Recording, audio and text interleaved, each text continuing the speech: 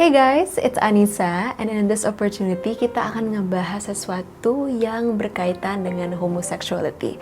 Yes, kita akan ngebahas homosexualities in Rome. You tunggu apa lagi? Upgrade pengetahuan kamu di @now @knowledge.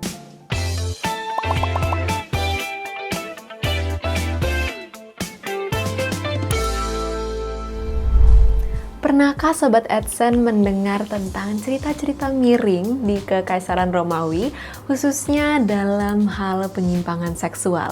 Nah, aku kasih tahu ya guys ceritanya.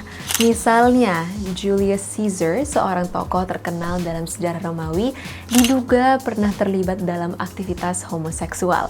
Padahal, kalau dipikir, Kekaisaran Romawi yang merupakan salah satu kekuatan paling dominan dalam sejarah kala itu banyak menghasilkan beragam kaisar besar kan. Kok bisa ya ada cerita begini? Tentu kita sudah tidak asing dengan nama-nama tenar seperti Marcus Aurelius dan Antonius Pius kan, yang terkenal akan kebajikan dan kebijaksanaannya. Namun terdapat pula kaisar-kaisar lain yang menyimpang, seperti misalnya Caligula, Commodus, dan Caracalla yang dikenal sebagai individu yang kejam, gila, dan memiliki kebiasaan seksual yang kontroversial. Informasi tentang kehidupan pribadi para kaisar ini banyak diabadikan dalam catatan sejarah kuno oleh penulis-penulis besar di zamannya, seperti Suetonius, Lucius, Cassius Dio, dan Pliny.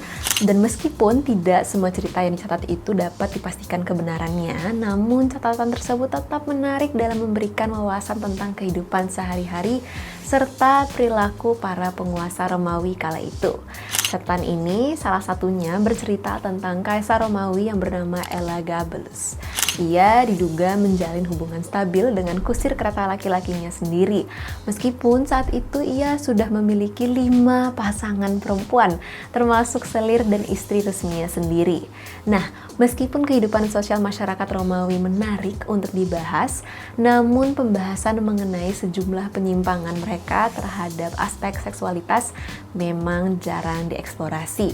Mengingat pentingnya warisan Romawi dalam peradaban Barat di masa itu, maka sebenarnya penting untuk juga mempelajari hal-hal tabu seperti ini lebih sering.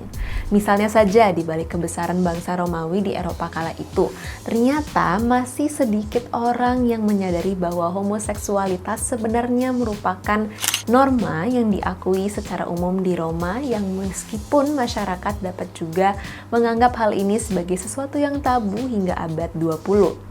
Ketika Sobat AdSense membayangkan tentang bagaimana sosok seorang ksatria Romawi misalnya, mungkin banyak dari kita yang memberikan gambaran sosok pria maskulin, gagah berani yang berjuang melawan musuh politiknya dengan penuh semangat. Namun, kebebasan seksual orang Romawi kuno sebenarnya masih jauh dari kesan maskulinitas tersebut.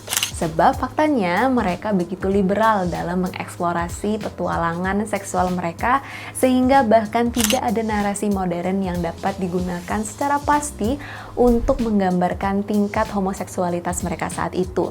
Mereka sendiri cenderung untuk mengklasifikasikan kelompok manusia sebagai bagian dari kelompok maskulin atau bisa juga ke dalam kelompok pasif, tanpa berpikir lebih lanjut mempertimbangkan gender masing-masing individu. Artinya, meskipun masyarakat Romawi kala itu sudah bersifat sangat patriarki, namun mereka sendiri tidak mentolerir adanya pencemaran citra maskulin mereka secara berlebihan. Dengan kata lain, penyimpangan seksual kelompok laki-laki ini hanya diizinkan sampai batas tertentu saja. Sebagai contoh, Julius Caesar pernah dituduh terlibat dalam aktivitas homoseksual pasif, yang mungkin adalah sebuah skandal yang diarahkan oleh musuh politiknya kala itu. Nah, menariknya guys, aktivitas seks sesama jenis terutama di antara laki-laki ini masih dianggap wajar dalam beberapa situasi sosial sebab didukung oleh fondasi agama pagan Romawi yang memang cukup toleran terhadapnya. Meskipun demikian, ada juga batasan terhadap perilaku homoseksual itu sendiri, khususnya dalam lingkup militer Romawi yang memang diatur secara tegas oleh undang-undang Romawi seperti Lex Scantinia misalnya. Persepsi ini diberikan sebab laki-laki dianggap harus menduduki posisi aktif yang memang mencerminkan keberanian dan kegagahan seorang pemimpin. Namun di luar kondisi tertentu nih guys, aktivitas sesama jenis kelompok satrian dengan para budak sebenarnya cukup lumrah, terutama jika pemiliknya berperan sebagai sosok pemimpin yang aktif. Namun sayangnya, hukum yang mengatur perilaku ini hampir tidak dapat diterapkan dalam kasus-kasus penyimpangan lain yang sifatnya lebih tertutup. Dalam hukum Romawi, jika seseorang tertangkap melakukan aktivitas menyimpang tersebut, maka nama keluarganya akan ikut tercemar. Dan maka dari itu, insiden semacam itu jarang terjadi di Romawi. Masyarakat Romawi sendiri dikenal memiliki jumlah kepemilikan budak yang cukup banyak, sehingga tentu lebih mudah bagi para tuannya untuk mencari budak yang dapat memenuhi kebutuhan seksual mereka. Tidak ada keharusan tertentu yang membatasi hubungan para tuan dan budak, andaikan hubungan mereka dilandasi oleh kekerasan maupun penyimpangan hubungan seksual sekalipun, misalnya mengingat status budak yang sudah dianggap sebagai properti kepemilikan tuannya. Selain itu, tidak ada yang berhak untuk menanyakan usia atau jenis kelamin para budak tersebut.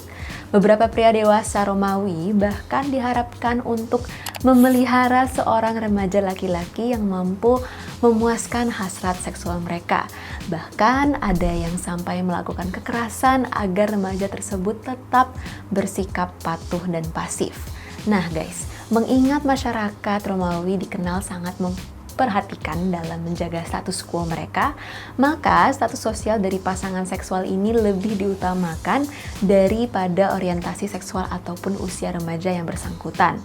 Contohnya, Kaisar Nero pernah dilaporkan menikahi seorang pria muda yang kemudian menjalani prosedur pembedahan medis agar pria tersebut tetap selalu terlihat muda. Pernikahan antara individu dari jenis kelamin yang sama memang tidak diakui secara hukum positif bangsa Romawi. Namun hal tersebut tidak menghentikan beberapa kaisar yang menyimpang untuk mengadakan pesta pernikahan dengan pasangan sesama jenisnya. Nah guys, walaupun tidak diakui secara resmi, namun pernikahan semacam ini kadang-kadang dapat terjadi.